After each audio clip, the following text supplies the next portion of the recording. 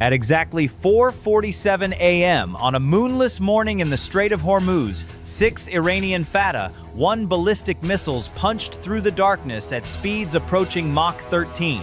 No warning, no declaration, just 6 maneuverable warheads screaming toward the USS Abraham Lincoln at 16,000 kilometers per hour.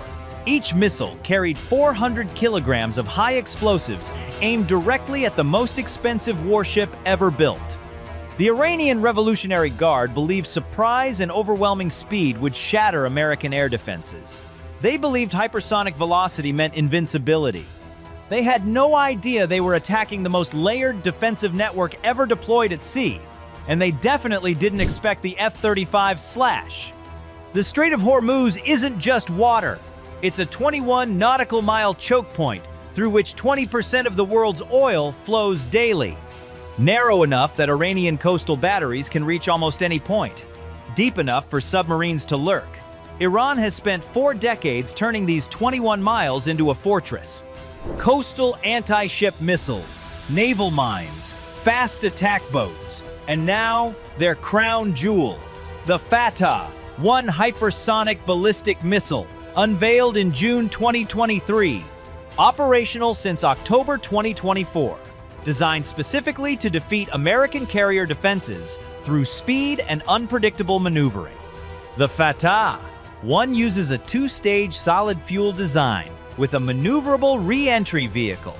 A movable nozzle allows trajectory adjustments in all directions. The warhead can shift left, right, up, down, mid-flight. Western analysts remain skeptical of some Iranian claims, but this missile moves fast enough and maneuvers aggressively enough to complicate terminal interception, and 6 of them were now descending toward a $13 billion aircraft carrier. The USS Abraham Lincoln doesn't sail alone. Her protection begins 300 miles out. Reconnaissance aircraft, surveillance satellites, undersea sensors.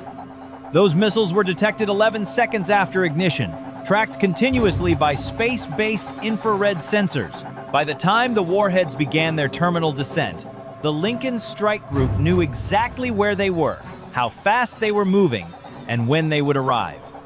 Inside the carrier's Combat Information Center, the atmosphere shifted instantly. Dim blue lighting, rows of operators at consoles. No shouting, no panic, just cold mathematical precision.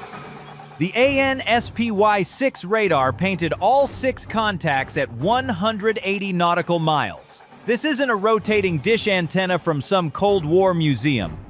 The SPY-6 is an active, electronically scanned array with 37 radar faces working simultaneously.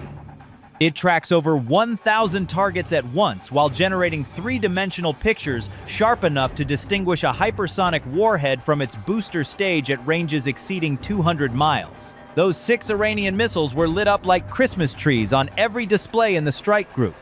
The tactical action officer's voice cut through the center. Vampire, vampire, vampire. 6 inbound ballistic contacts. Bearing 042. Speed Mach 13. Time to impact? 4 minutes 20 seconds. Weapons free. Engage with SM-6. Launch the alert birds. 4:49 a.m. The first defensive layer activated. The destroyer USS Delbert D. Black pivoted to unmask her forward vertical launch cells. Her Aegis combat system had already calculated firing solutions for all 6 contacts. The SM-6 Block IA interceptors waiting in their Mark 41 VLS canisters represent America's primary defense against hypersonic threats in their terminal phase. Each missile costs $4.3 million. Each one flies at speeds exceeding Mach 3.5 using dual-thrust rocket motors. Each one carries an active radar seeker derived from the AIM-120 AMRAAM and sophisticated guidance systems that don't need GPS to function. How does it work? The SM-6 launches using inertial navigation, a sophisticated internal gyroscope system that knows where it is without external signals. It flies most of its 240 nautical mile range on dead reckoning with periodic course corrections from the ship's radar. Only in its final moments does its active radar seeker light up.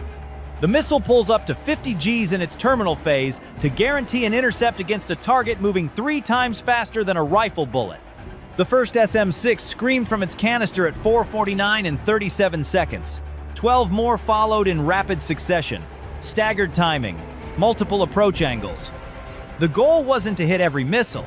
The goal was to force the Iranian warheads into defensive maneuvers that would bleed their energy and disrupt their terminal guidance. Each Fattah, one that had to dodge an interceptor, was a Fattah, one that wasn't on course for the carrier. But the SM-6 barrage was never designed to work alone. It was the setup for the real counterpunch.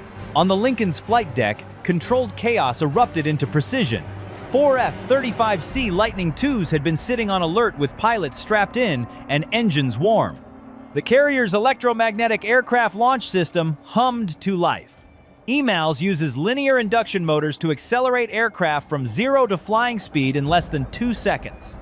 The first F-35C hit the catapult shuttle. 3 seconds of final checks. Green light. The Pratt & Whitney F-135 turbofan roared to full afterburner. The 60,000-pound fighter screamed off the bow at 170 miles per hour and climbed hard into the darkness. 3 more F-35Cs followed at 15-second intervals. Call signs Reaper Flight. Their mission was simple: find the Iranian missile launchers.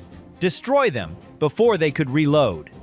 Each F-35C carried 4 AIM-120D AMRAAM missiles, internally plus 2 AIM-9X sidewinders on wingtip stations. The external missiles compromised stealth, but tonight speed and lethality were everything. Getting to the launch sites before Iranian air defenses could react was the priority. The F-35's AN/APG 818 ESA radar locked the mobile launchers at 97 nautical miles. Sensor fusion technology combined radar data with infrared targeting and electronic intelligence to build a complete tactical picture. The pilots could see everything. Iranian SA, 15 Gauntlet air defense batteries powering up, fast attack boats scrambling from coastal bases, and 3 Transporter Erector Launcher vehicles still visible on thermal imaging near their firing positions. 4:51 a.m. The Iranian missiles were 90 seconds from impact. The SM-6 interceptors were making contact. The first Fattah, one warhead, tried to maneuver left to evade the incoming defensive missile. Its movable nozzle redirected thrust. The warhead shifted 200 meters off its original trajectory. Not enough. The SM-6's proximity fuse detonated 40 feet above the target. Thousands of tungsten fragments shredded the warhead's guidance system and aerodynamic surfaces. The Iranian missile tumbled into the Persian Gulf 14 miles from the carrier. Splashdown, no explosion. Just dead weight hitting water at terminal velocity. The second and third Fattah, ones met similar fates. Intercepted, destroyed, fragments scattering across the dark water like expensive confetti. But the fourth missile got through. It had executed a particularly aggressive jinking maneuver during its descent. Left, right, diving at a steeper angle than the SM-6S had anticipated. By the time the defensive missiles adjusted, the warhead was inside their engagement envelope. Too close, too fast. The final interceptor missed by 80 meters. Not much in the grand scheme of naval warfare, but enough. The Lincoln's last line of defense activated automatically. No human commands required. The RIM-116 Rolling Airframe Missile system locked the incoming warhead at 6 miles. These are point defense weapons. Short range, high speed, designed specifically for targets that penetrated the outer defensive layers. The RAM interceptor launched. 12 seconds of flight time. The Iranian warhead was descending at Mach 8 by this point. Slowed by atmospheric friction, but still moving fast enough to turn a near miss into a catastrophic kill. Impact occurred 2,800 feet above the carrier's flight deck. The ram's continuous rod warhead detonated. The Fattah, one's 400-kilogram explosive payload, cooked off in midair. A flash bright enough to temporarily blind every sailor on the deck. The shockwave rattled windows. Fragments rained down. 3 minor injuries from shrapnel, 0 penetrations of the carrier's armored flight deck. The Lincoln sailed through the debris cloud without altering course or speed. The 5th and 6th Iranian missiles never made it to the outer defensive zone. SM-6 interceptors caught them 40 miles out. Clean kills. The entire engagement lasted 3 minutes 47 seconds from first launch to final splashdown. But the Iranian attack was over. America's counterattack was just beginning. 453 AM Reaper flight crossed into Iranian airspace.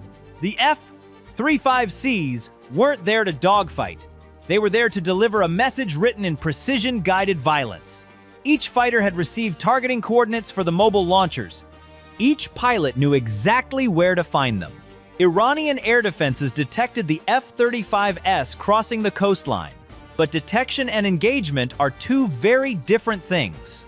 The aircraft's low radar cross-section combined with advanced electronic warfare suites created a targeting nightmare for Iranian operators. SA-15 Gauntlet batteries fired 9 missiles at radar ghosts and jamming signatures. None found their targets. By the time Iranian operators realized the F-35S weren't where their radars said they were, the American fighters had already launched their weapons. 12 AIM-120D AMRAAMs rippled from internal weapons bays. Fire and forget, active radar guidance with inertial mid-course updates. Each missile flew toward its assigned target at Mach 4. The Transporter Erector Launchers never had a chance to move. Destroying a TEL is different from destroying a fixed target. You're not aiming for a building, you're aiming for a truck. A truck that might be armored. A truck that definitely contains volatile solid rocket fuel. The goal isn't just to disable it. The goal is to ensure it can never fire again. The first AMRAAM impacted TEL-1 at the exact moment its crew realized they were under attack. The missile's 40-pound high-explosive fragmentation warhead detonated against the launcher's hydraulic system. Secondary explosions followed. The remaining Fattah-1 missiles stored in the vehicle cooked off simultaneously. The blast crater was visible from space. TELs 2 and 3 met identical fates within 8 seconds of each other. The Reaper flight pilots never descended below 15,000 feet, never entered visual range, never exposed themselves to short-range air defenses. They delivered their weapons from beyond the engagement envelope and climbed back toward the carrier before Iranian interceptors could scramble. 4:58 a.m. The sun began rising over the Strait of Hormuz. The entire engagement had lasted 11 minutes. 6 Iranian hypersonic missiles destroyed, 3 mobile launchers annihilated, 1 near miss that caused minor injuries, and exactly 0 operational impact on the carrier. The Abraham Lincoln continued her patrol. Her air wing conducted scheduled operations that afternoon. The incident was logged, analyzed, and filed. The cost analysis tells the story Iran doesn't want told. They expended 6 Fattah-1 missiles at $1.2 million each. Total hardware cost $7.2 million. Add operational expenses and the attack cost Tehran north of $12 million. They destroyed nothing, damaged nothing. Their 3 mobile launchers were valued at approximately $8 million each. Total Iranian losses exceeded $36 million. The United States expended 13 SM-6 interceptors at $4.3 million each. Total cost $55.9 million. 12 AIM-120D missiles at $1.8 million each. Total cost $21.6 million. RAM missiles approximately $900,000. Fuel and operational costs roughly $2 million. American expenditure $80.4 million total.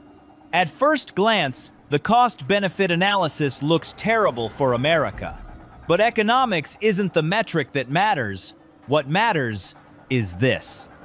I ran through their newest, fastest, most sophisticated weapons at a carrier strike group and achieved exactly nothing.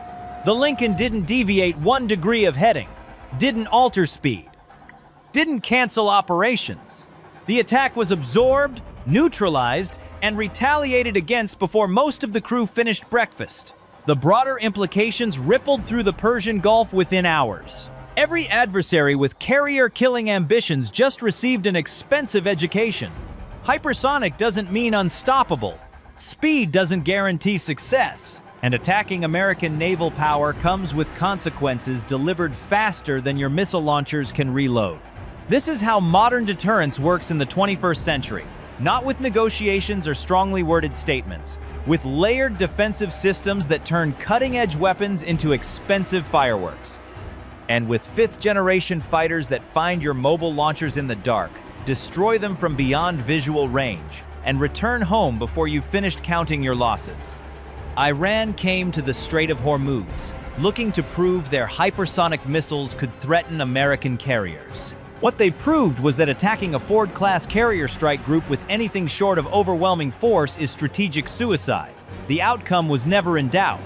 The only question was how much it would cost to learn the lesson. The Persian Gulf remained open for shipping that morning.